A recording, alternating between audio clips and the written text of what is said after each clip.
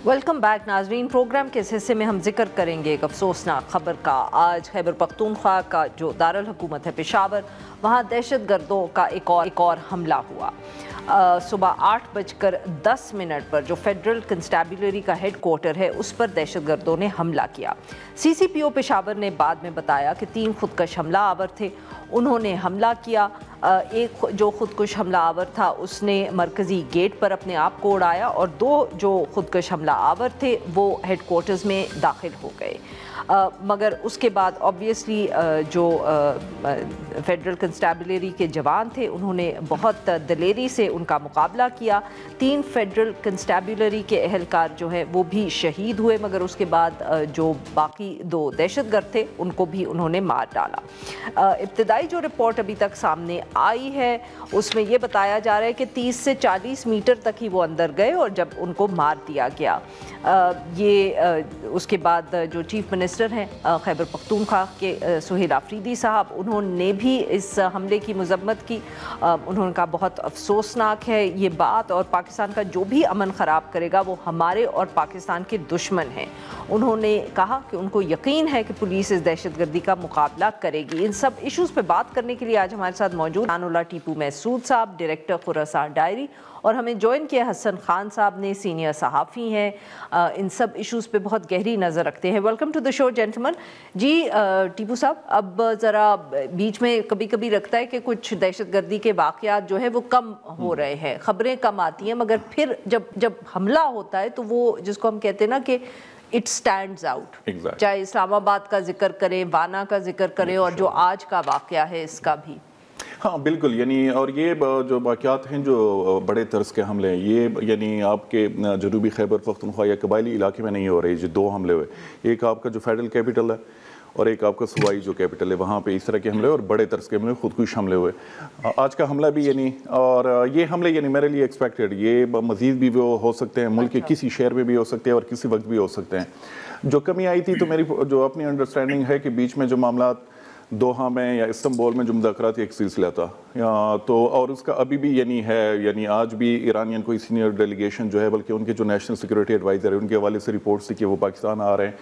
Turkish जो delegation है उनके हवाले से भी है, और सऊदी का भी कल एक जिक्र आ रहा था कि हो सकता है उनकी तरफ से भी पार्टिसिपेशन हो। पाक अफगान जो टेंशन में जो मुज़ाकरात सिलसिला होगा, इस्तांबुल में ही होगा या कहीं नहीं, और? मेरे ख्याल में यहाँ पे अभी पाकिस्तान आ रहे हैं। में, अच्छा, मीडिएशन के लिए मीडिएशन के लिए, और यहाँ से हो सकता है वो काबुल भी चले जाएं अफगान तालिबान से वहाँ पे बात करने के लिए।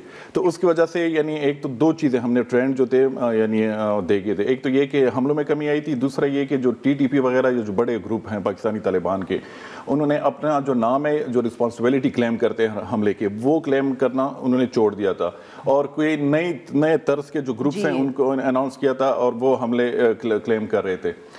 लेकिन यहाँ पे जो है हमारे सिक्योरिटी जो मेजर्स है उस पे भी यानी अभी तक यानी 20 साल से तो पिछला हमने वो ये पूरी जो दहशतगर्दी के खिलाफ जंग लड़ी और अभी भी जो 4 साल से हम लड़ रहे हैं, तो उसमें अभी तक फ्लॉज हैं अपनी जगह।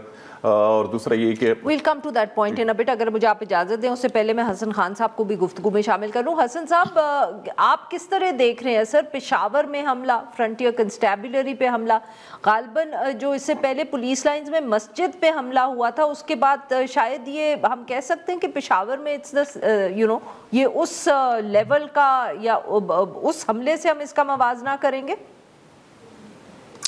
शुक्रिया अल्फा। मेरे ख्याल में ये जो हमला हुआ है फ्रंटियर कांस्टेबलरी के हेड क्वार्टर पे, ये एक रियासत के आइकॉन पे हमला हुआ है और ये इस पे दूसरा हमला है। इससे पहले यहाँ पे FC कमांडेंट थे सिफत गयूर साहब, वो शहीद हो गए थे। और जिस तरह आपने कहा कि 2023 मार्च 2023 में पेशावर मॉस्क पे जो हमला हुआ, मस्जिद पे जो हमला हुआ, ये अगर ये तो हमारे मेरे ख्याल में हमें अप्रिशिएट करना चाहिए कि जो सिक्योरिटी रिस्पॉन्स था वो इतना क्विक था कि ये आगे ना बढ़े। अगर ये आगे बढ़ते तो मेरे ख्याल में बहुत ज़्यादा नुकसान होता। ये हमला हुआ है तकरीबन 8:18 पे, लेकिन 8:18 के बाद अगर हम देखें, हमें जो खबर आई है, पहली खबर टेकर यही आई, इसके बाद हमें 2 घंटे बाद 10 बजे जो है ना कि ये मतलब है कि क्लियर हो गया है।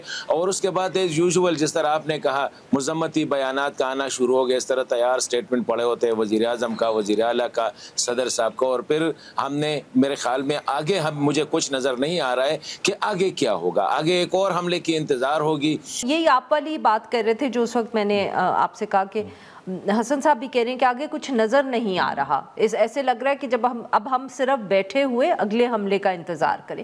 کیا وجہ ہے؟ ہم مطلب کہ بیسک, معاف کریے گا, سوری آپ بولنے لگے تھے, میں نے آپ کو کاٹ دیا, کہ آپ دونوں کی باتوں سے ایسے لگ رہا ہے کہ جیسے آپ لوگ کہہ رہے ہیں کہ ہمارے پاس پرو ایکٹیو پالیسی نہیں ہے.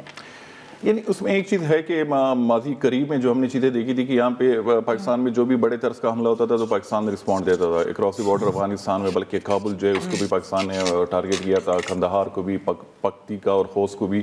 ابھی بھی یعنی جو وانا کا حملہ ہوا تھا کیڈٹ کالج پہ, اور اسلام آباد کا حملہ, تو ایسی کچھ اطلاعات تھی کہ ہو سکتا ہے پاکستان دوبارہ رسپونڈ کریں.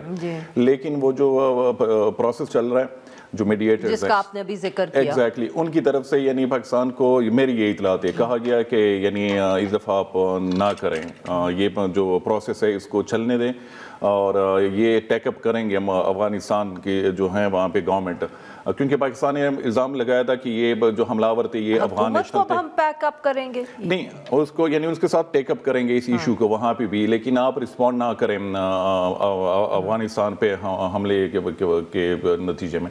تو یہ اس طرح کی یعنی وہ ہو رہی ہے. لیکن حسن خان صاحب کی بات بالکل ٹھیک ہے کہ اب یہ جو میں نے بات کی کہ 20 سال سے یہ جنگ لڑ رہے ہیں, تو یہاں پہ انٹرنل جو سیکیورٹی ہے ان میں ابھی بھی یعنی ان کے ہے معاملات ہیں, خراب ہیں, ہم کہہ سکتے ہیں کمزوریاں ہیں یا بہتری کی ضرورت ہے. بہتری کی ضرورت ہے. اور دوسرا یہ کہ یہ جو انسرجنسی یا ملیٹنسی اس کو لڑنے کے لیے صرف یہ نہیں کہ یوز آف فورس پہ آپ ریلائی کریں, اس کے ساتھ باقی چیزیں ہیں یعنی وہ ان کو فیڈ کرتی ہیں. جس طرح وہاں پہ گورننس کے جو معاملات ہیں, یعنی 2 آپ کے صوبے ہیں جہاں پہ گورننس کے شدید مسائل ہیں, وہ خیبر پختونخوا اور بلوچستان, اور وہیں پہ یہ جو ملیٹنسی ہے وہ بھی یعنی گرو کر رہی ہے.